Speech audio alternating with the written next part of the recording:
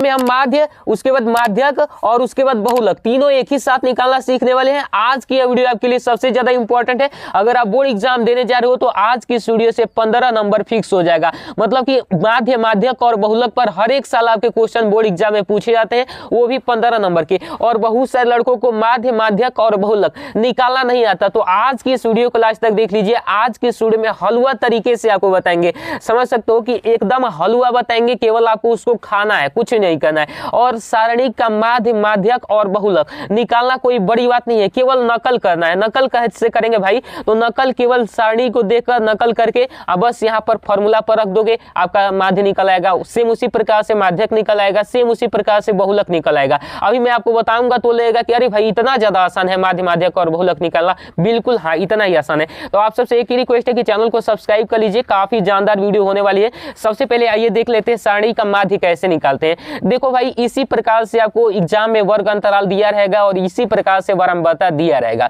Same देख लो, इस प्रकार से चलेगा 10, 0 से 10, 10 से 20, 20 से 30, 30 से 40, 40 से 50 और यहाँ पर कुछ अलग संख्याएं दी रहेगी। मान लीजिए कि ये 0 से ना देकर 10 से भी 20 दे सकता है, 50 से भी 60, 60 से 70, मतलब कि ऐसे भी दे सकता है। और इस प्रकार से बारंबारता यानी कि ये संख्या इसके बीच की संख्या कितनी बार आई है वो चीज यहाँ पर दी रहेगी। ठीक है, तो देखो सबसे पहले आपको कुछ इस प्रकार से वर्ग अंतराल बना लेना है। इसी सारणी का जो वर्ग अंतराल दिया है उसी को सेम इस प्रकार से लिख देना है, बारंबारता सेम इसी प्रकार से लिख देना है। तो अब यहाँ पर आपको सोल्यूशन करना शुरू कर देना है। देखिए, बारंबारता को हम डिनोट करते हैं FI से, ठीक है, FI से डिनोट करते हैं। अब उसके बाद यहाँ पर निकालेंगे वर्ग चिन्ह, ठीक है, वर्ग चिन्ह निकालेंगे, ठीक, वर्ग चिन्ह को डिनोट करते हैं किससे? XI से। ठीक, अब देखो वर्ग चिन्ह क्या होता है और कैसे निकलता है। तो वर्ग चिन्ह ये होता है कि ये 0 और 10 दिया है ना, इसके बीच की संख्या होता है वर्ग चिन्ह। तो 0 10 के बीच की संख्या क्या हो जाएगी भाई? 5 हो जाएगी। 5 यहाँ पर हमारा हो गया। उसके बाद देखो 10 और 20 के बीच की संख्या क्या होगी? तो 20 10 30, 30 का आधा कर दोगे तो कितना हो जाएगा? 15। तो 15 इसके बीच की संख्या हो जाएगी। सेम उसी प्रकार से 30 20 50, 50 के आधा कर दोगे तो इसके बीच की संख्या पता चल जाएगी 25। ठीक, उसी प्रकार से 40 30 70, इसका हो जाएगा 35 और इसका हो जाएगा 45। बिल्कुल आसान है ना? इतना तुम कर लोगे, इतना तो मैं भी जानता हूं कि तुम कर लोगे। अब इसके बाद थोड़ी सी दिक्कत होती है, कुछ दिक्कत नहीं होती है। यहाँ पर लिखना है FI into XI। FI XI क्या होता है? देखो बहुत सारे लड़कों का डाउट था, इसीलिए मैं वीडियो बना रहा हूँ। इससे पहले भी मैंने बना रखा है काफी शानदार तरीके से। तो देखो FI XI में बहुत सारे लड़कों को डाउट था। तो FI XI का मतलब होता है ये जो आपका दिख रहा है ये FI है और ये जो आपका दिख रहा है XI है। तो FI XI निकालने के लिए FI में XI से गुणा कर देते हैं। तो देखो क्या करना है, 5 में 5 का गुणा कर दोगे तो कितना होगा भाई? तो यहाँ पर हो जाएगा 25, शानदार तरीके से। ठीक है ना? उसके बाद देखो 15 में 8 से गुणा करोगे तो 8 पंजे 40 का शून्य, हासिल कितना हो जाएगा? 4 और 8 कम 8 4 12 हो जाएगा। ठीक है, इस प्रकार से। उसके बाद देखो 25 में 6 से करोगे तो 6 पंजे 30 होता है, 30 का 0, हासिल 3, 6 दूनी 12 और 3 15 हो जाएगा। ठीक है, इतना तो करने आएगा। अब देखो 4 पंजे 20 हो जाएगा, 20 का शून्य और हासिल 2 और 4 3 12 2 14 हो जाएगा। ठीक है, इतना कर लोगे। फिर देखो 7 पच्चे 35 का 5, हासिल 3 और 7 चौका 28, 28 3 कितना हो जाएगा भाई? 31 हो जाएगा। ठीक है ना? देखो 7 पच्चे 35 का 5, 7 चौका 28 3 31। अब देखो इतना हो गया। तो अब क्या करना है, इसको जोड़ के यहाँ पर लिख देना है और इसको जोड़ के यहाँ पर लिख देना है, क्योंकि आपका जो माध्य का फॉर्मूला होता है, आपको एक बार फॉर्मूला लिख के बता दे रहा हूं। माध्य का जो फॉर्मूला होता है ना, वो माध्य बराबर होता है सिग्मा FI XI। ठीक है, सिग्मा FI XI बटा में होता है सिग्मा FI। सिग्मा का मतलब होता है समीशन, यानी कि FI XI का समीशन यानी कि जोड़, और सिग्मा FI का मतलब FI का समीशन जोड़। ठीक, तो देखो इसका जोड़ कर देंगे तो 5 और 5 कितना हो जाएगा? 10, 10 का 0 हो जाएगा, हासिल हमारा कितना आएगा? 1 आएगा। ठीक, 2 2 4, 4 5 कितना हो जाएगा? 9, 9 4 कितना हो जाएगा? 13, 13 कितना हो जाएगा? 14, 14 एक कितना होगा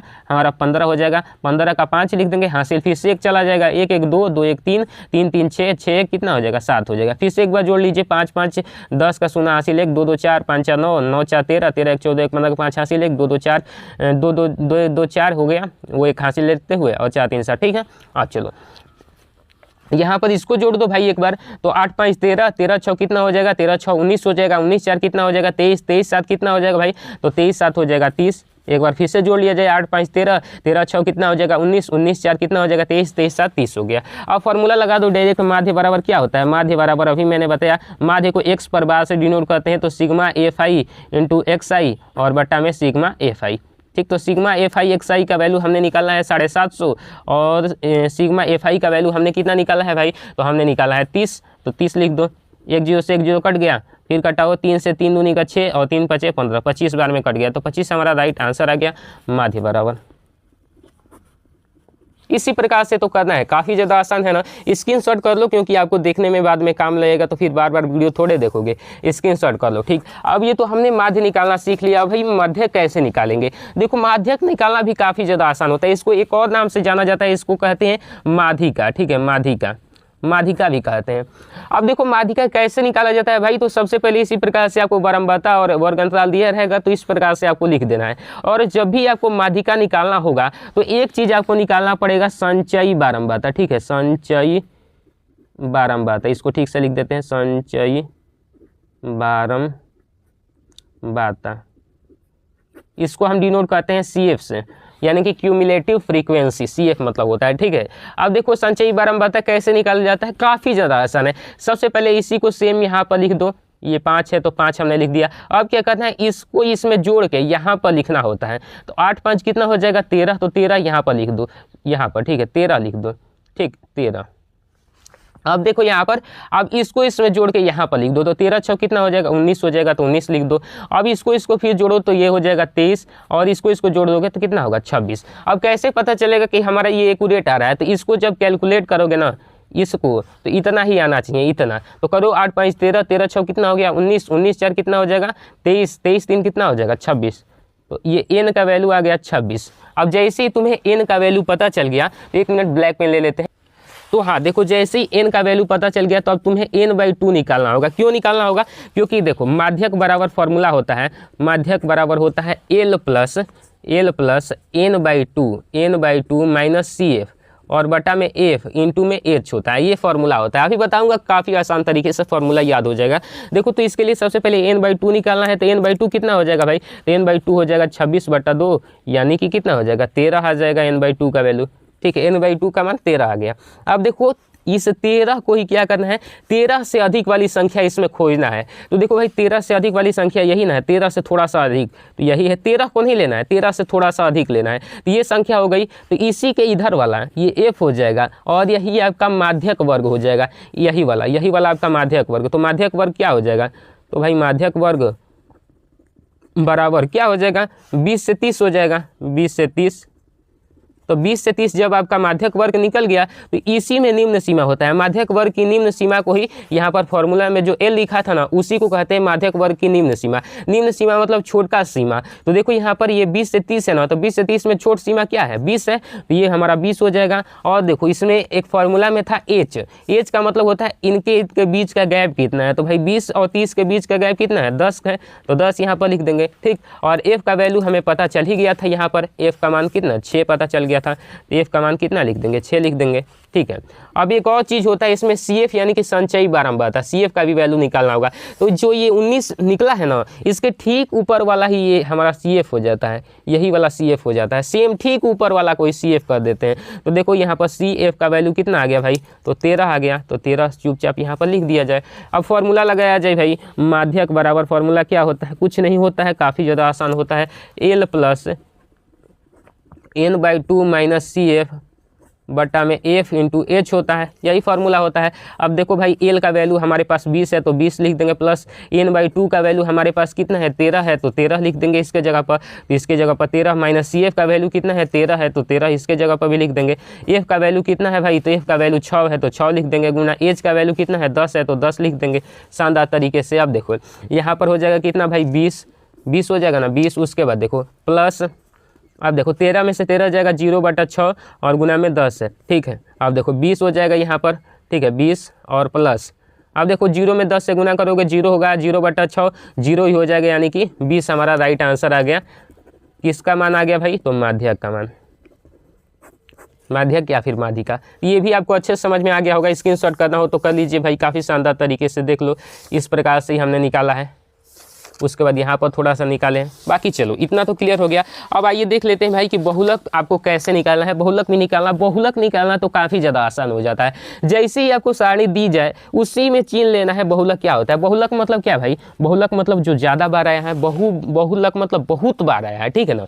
बहुत बार देखो ये कौन सा इसमें जो है सारणी वो बहुत बार आया है, तो मैं देख रहा हूँ कि भाई ये वाला बहुत बार आया है, ये वाला। तो समझ जाओ कि इसी को लिख देना है तुम्हें F, और F नहीं कि बल्कि F1 लिख देना है। और F1 जब हो गया तो इसके पहले वाला F0 हो जाएगा और इसके बाद वाला क्या हो जाएगा, F2 हो जाएगा।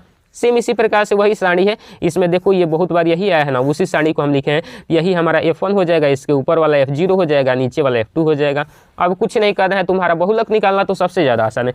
फॉर्मूला लगाओ, फॉर्मूला नहीं याद होता है तो ध्यान से देखो कैसे। बहुलक बराबर देखो फॉर्मूला होता है एल प्लस उसके बाद यहाँ पर लिख दो F लिख दो, फिर माइनस में फिर F लिख दो, फिर नीचे में भी F 3 को लिख दो, ठीक है, 3 को F लिख दो और इंटू में H कर दो। यहाँ पर लिख दो 1, यहाँ पर लिख दो 0 और यहाँ पर लिख दो 21 0 2 लिख दो। काफ़ी शानदार तरीके से याद रखो 21 0 2। तो ये 21 यहाँ पर 2 बड़ा में रहेगा और ये F1 हो जाएगा और ये F0 हो जाएगा और ये F2 हो जाएगा, ठीक है। देखो अब L के जगह पर L का वैल्यू कैसे निकलेगा भाई, तो देखो सबसे बार ये कौन आया था, सबसे बार यही आया था ना, तो यही वाला क्या हो जाएगा, ये वाला बहुलक वर्ग हो जाएगा। तो बहुलक वर्ग क्या हो जाएगा, बहुलक वर्ग हो जाएगा आपका 20 से 30, ठीक है ना, 20 से 30 हो जाएगा। इसी का निम्न सीमा जैसे मैंने बताया था उसी प्रकार से ये 20 हो जाएगा। एज का वैल्यू कितना हो जाएगा, 10 का गैप है तो 10 हो जाएगा। तो काफ़ी शानदार तरीके से यहाँ पर L का वैल्यू 20 रख दो प्लस में। यहाँ पर F1 कितना है भाई, तो F1 देखो यहाँ पर F1 का वैल्यू 7 है तो इसके जगह पर 7 लिख दो, माइनस F0 का वैल्यू कितना है 5 है तो 5 रख दो, ठीक। अब 2F1 2 इंटू F1 का वैल्यू 7 है तो 7 रख दो, माइनस अब F0 का वैल्यू कितना है भाई, तो F0 का वैल्यू 5 है तो 5 रख दो, माइनस F2 का वैल्यू कितना है 6 है तो 6 रख दो, इंटू में H है तो H लिख दो। काफ़ी शानदार तरीके से, ठीक है। अब देखो 20 यहाँ पर ऐसे ही रह जाएगा, प्लस में 7 में से 5 जाएगा 2 बचेगा और यहाँ पर देखो 2 7 14 और यहाँ पर 14 में से कितना घटाना है 6 5 कितना हो जाएगा 11 हो जाएगा। तो इस प्रकार से कर दो, इंटू एज का वैल्यू रख दो, यहीं पर भाई 10 था तो 10 रख दो, ठीक है। यहाँ पर भी 10 हो जाएगा। अब देखो काफ़ी शानदार तरीके से 20 हो जाएगा, प्लस में ये देखो ऊपर 2 ही बचेगा, नीचे कितना हो जाएगा 11 में से 14 में से 11 जाएगा 3 है, गुना में कितना है 10 है। अब देखो 20 हो जाएगा प्लस 20 ये कितना हो जाएगा 2 दहिया 20 हो जाएगा बटा में 3। अब देखो ये कितना हो जाएगा 20 3 60 प्लस 20 बटा में 3 कितना हो जाएगा 80 बटा में 3। इसको कटा दो भाई, 3 दूनी का कितना हो जाएगा 6 हो जाएगा, ठीक है। 2 बजेगा तो 20 हो जाएगा।